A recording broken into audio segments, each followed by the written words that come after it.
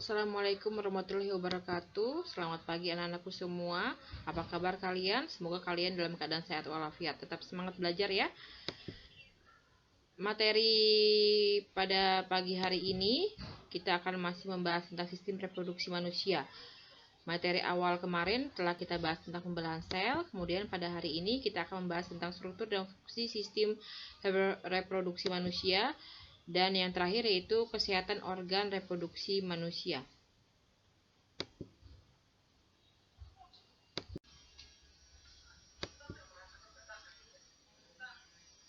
Masih ingat ya kemarin mengenai pembelahan sel? Pembelahan sel dibagi menjadi dua, yaitu pembelahan mitosis dan pembelahan meiosis. Pembelahan mitosis yaitu pembelahan satu sel menjadi dua sel anakan, di mana dua sel anakan ini memiliki materi genetik yang sama dengan sel induk. Sedangkan pembelahan meiosis yaitu satu sel menjadi 4 sel anakan, di mana 4 sel anakan ini memiliki materi genetik setengah dari kromosom induk. Ini adalah pembelahan sel mitosis dan meiosis. Selanjutnya, materi yang akan kita bahas pada pagi hari ini mengenai struktur dan fungsi sistem reproduksi manusia. Organ reproduksi manusia dibagi menjadi dua, yaitu organ reproduksi laki-laki dan yang kedua ada organ reproduksi perempuan. Baik organ reproduksi laki-laki dan perempuan nanti akan membahas mengenai pertama adalah organ penghasil sel kelamin, yang kedua yaitu mengenai saluran reproduksi, yang ketiga yaitu kelenjar tambahan, dan yang terakhir yaitu mengenai alat kopulasi. Selanjutnya masih yang sama mengenai sistem reproduksi manusia, juga akan mempelajari proses yang berlangsung di dalam organ reproduksi laki-laki dan perempuan. Ya, pintar-pintar. Udah nulis.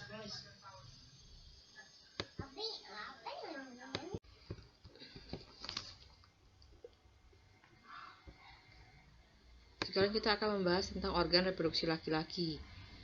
Di sini ada gambar organ reproduksi laki-laki dan di sebelah kanan adalah perbesaran dari bagian testis. Di organ reproduksi laki-laki nanti kita akan membahas 4 item, yaitu satu organ penghasil sel kelamin, yang kedua ada saluran reproduksi, yang ketiga ada kelenjar tambahan, dan yang terakhir adalah alat kopulasi. Baik laki-laki atau perempuan itu sama akan membahas hal tersebut ya. Organ penghasil sel kelamin pada laki-laki, sel kelamin. Nah, sel kelamin pada laki-laki itu adalah sperma. Nah, sel-sel sperma itu dihasilkan pada organ apa?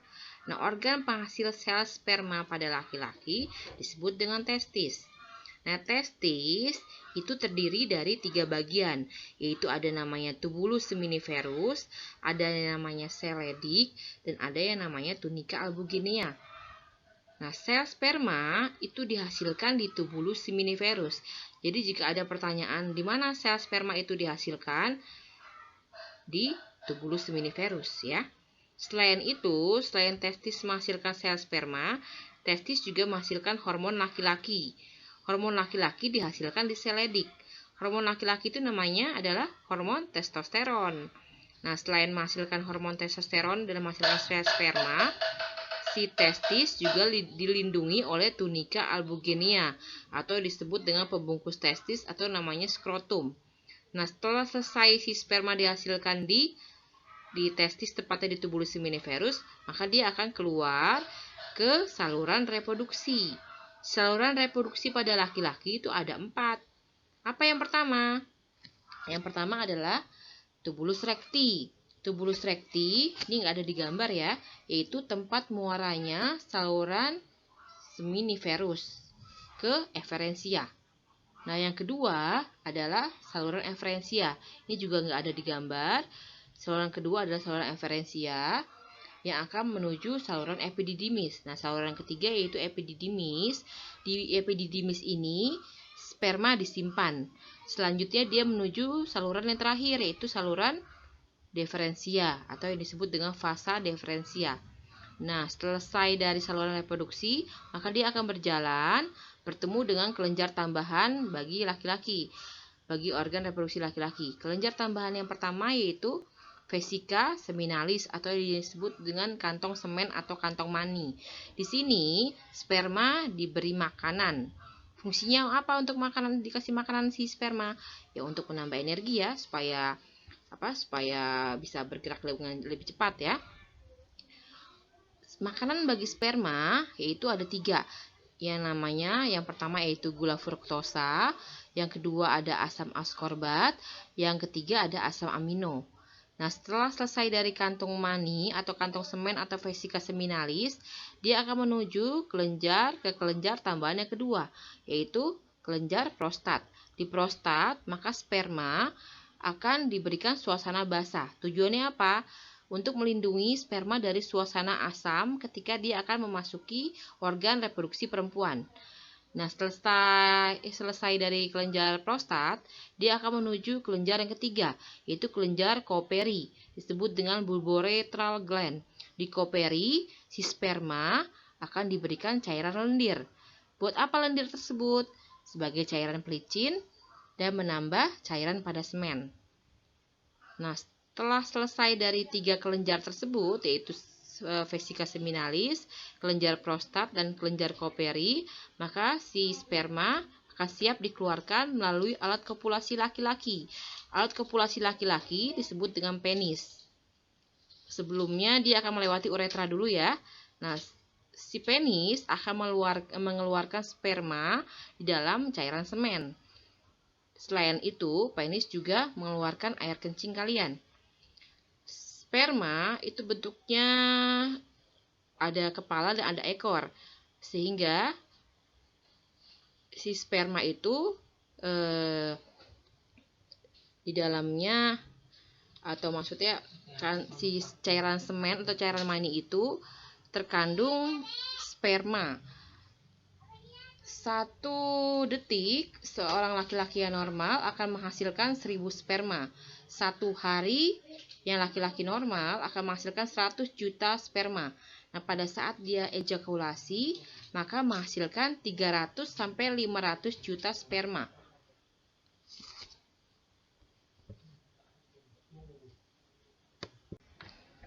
Ini adalah organ reproduksi perempuan, di mana pada organ reproduksi perempuan juga membahas 4 item yang sama seperti halnya kita mempelajari organ reproduksi laki-laki. Organ penghasil sel kelamin, yang kedua ada saluran reproduksi, yang ketiga ada kelenjar tambahan, dan yang keempat ada alat kopulasi. Organ penghasil sel kelamin. Sel kelamin untuk perempuan, yaitu yang lebih dikenal dengan sel telur atau ovum, itu dihasilkan di organ penghasil sel kelamin. Organ penghasil sel kelamin atau penghasil sel telur disebut dengan ovarium. Ovarium pada perempuan ada 2, ada ovarium kiri dan ovarium yang kanan. Nah, selain menghasilkan sel telur, di ovarium juga menghasilkan yang namanya hormon. Hormon perempuan ada 2, hormon estrogen dan hormon progesteron.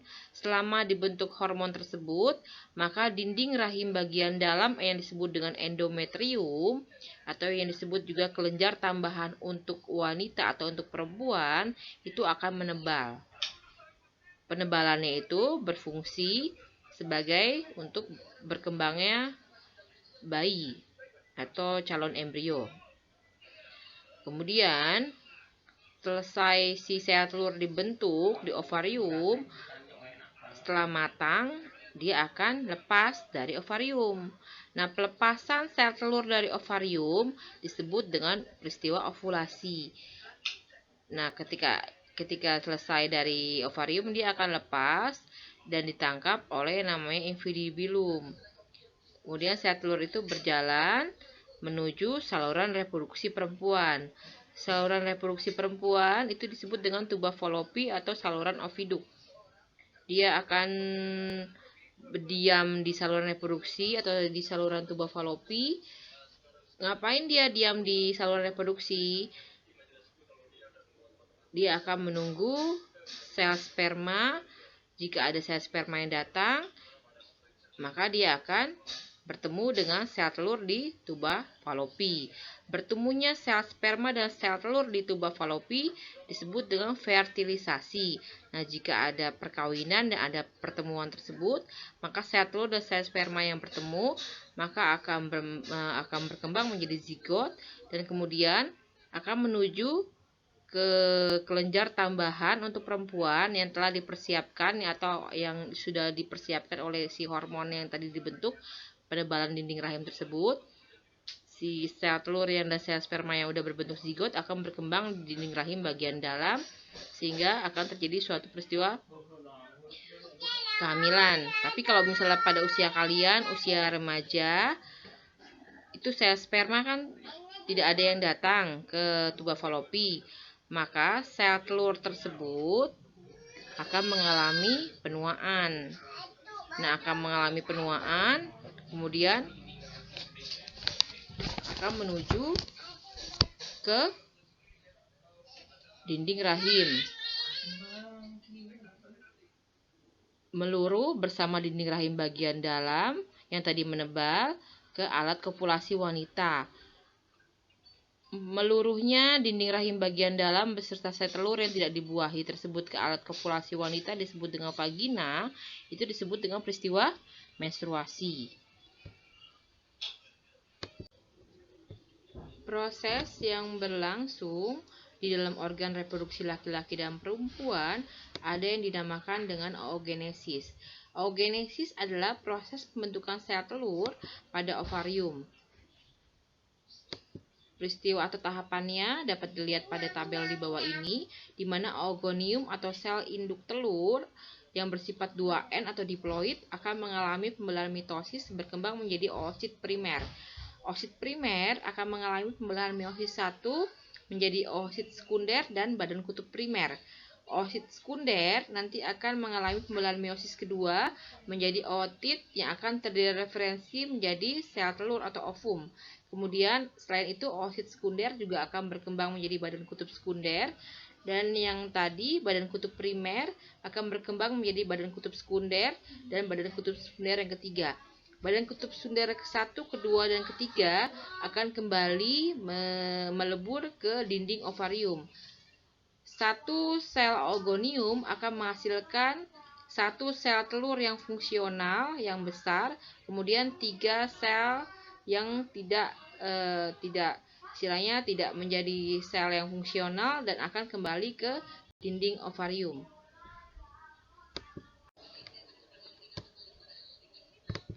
Selanjutnya adalah spermatogenesis. Spermatogenesis adalah pembentukan sel sperma pada tubulus seminiferus atau kita namakan testis. Proses pembentukan spermatozoa itu diawali oleh spermatogonium atau sel induk sperma yang akan mengalami pembelahan mitosis menjadi spermatosis primer. Spermatosis primer ini nanti akan mengalami pembelahan meiosis 1 menjadi spermatosis sekunder. Kemudian selanjutnya spermatosis sekunder akan mengalami pembelahan meiosis kedua menjadi spermatid. Dan spermatid ini, 4 spermatid ini akan terdiferensiasi menjadi spermatozoa. Ada 4 sel spermatozoa. Nah, bedanya yang tadi dengan si oogenesis ada pembentukan sel telur, satu oogonium hanya akan menghasilkan satu sel telur. Sedangkan pada spermatogonium akan menghasilkan 4 sel sperma atau spermatozoa yang fungsional.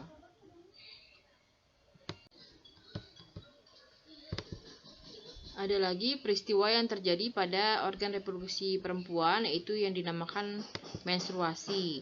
Menstruasi, apa itu menstruasi? Yaitu peristiwa meluruhnya dinding rahim bagian dalam beserta sel telur yang tidak dibuahi ke arah alat kopulasi wanita atau vagina.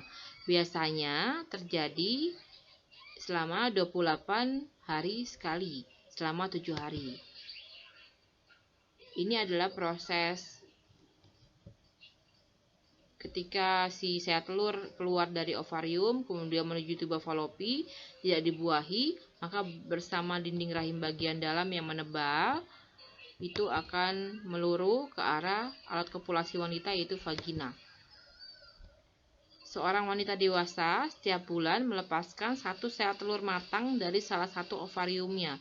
Apabila tidak terjadi fertilisasi, akan terjadi pendarahan yang disertai luruhnya sel telur dan lapisan endometrium. Pendarahan ini disebut menstruasi. Menstruasi terjadi secara periodik sehingga disebut siklus menstruasi. Pada umumnya, siklus menstruasi berlangsung selama 28 hari.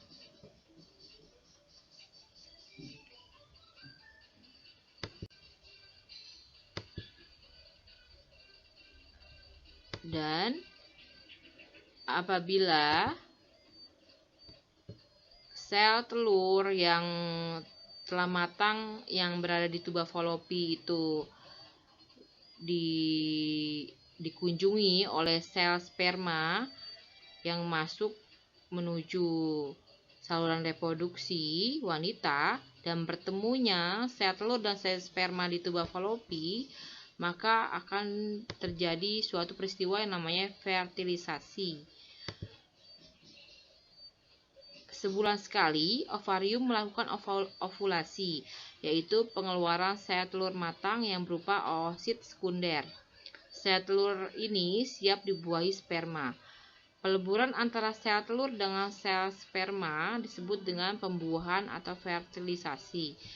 Fertilisasi terjadi di dalam tuba Fallopi dan menghasilkan zigot. Nanti zigot akan berkembang menjadi morula, blastula, baru kemudian embrio, kemudian berkembang menjadi calon bayi dan berada dalam dinding rahim bagian dalam atau dinamakan uterus dan berkembang menjadi bayi.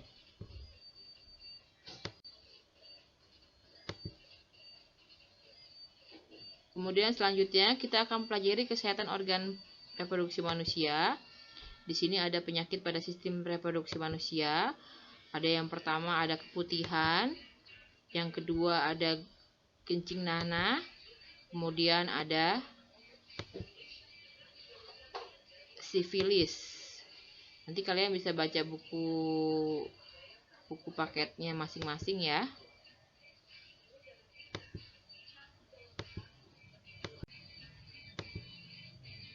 Kemudian ada penyakit AIDS, ada herpes genitalis, prostatitis, dan selain itu juga ada epididimitis.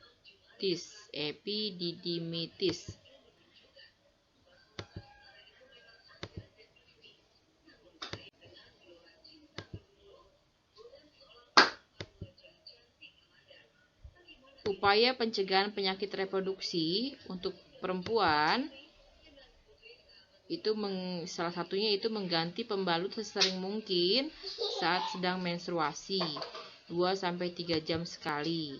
Kemudian menghindari penggunaan sabun pembersih kewanitaan secara terus-menerus. Kemudian untuk yang laki-laki, mengurangi kebiasaan mandi dengan air panas. Yang kedua adalah melindungi testis selama beraktivitas. Dan yang ketiga yaitu menghindari minuman beralkohol dan rokok. Organ reproduksi laki-laki dan perempuan itu sudah ada sejak kalian lahir, tapi hanya berfungsi pada saat kalian pubertas. Ciri jika kalian telah mengalami pubertas untuk perempuan yaitu yang pertama tumbuhnya buah dada, yang kedua tumbuhnya beberapa rambut di bagian tubuh kalian, kemudian suara yang melengking, juga yang paling penting yaitu adanya peristiwa menstruasi pada perempuan. Dan untuk laki-laki, pubertas pada laki-laki ditandai dengan suara yang membesar, tumbuhnya jakun, kemudian tumbuhnya beberapa rambut di bagian tubuh kalian, kemudian terjadinya mimpi basah. Sekian materi Ibu pada kesempatan kali ini. Lebih kurangnya Ibu mohon maaf. Ibu akhiri. Wabillahi taufiq walhidayah. Wassalamualaikum warahmatullahi wabarakatuh.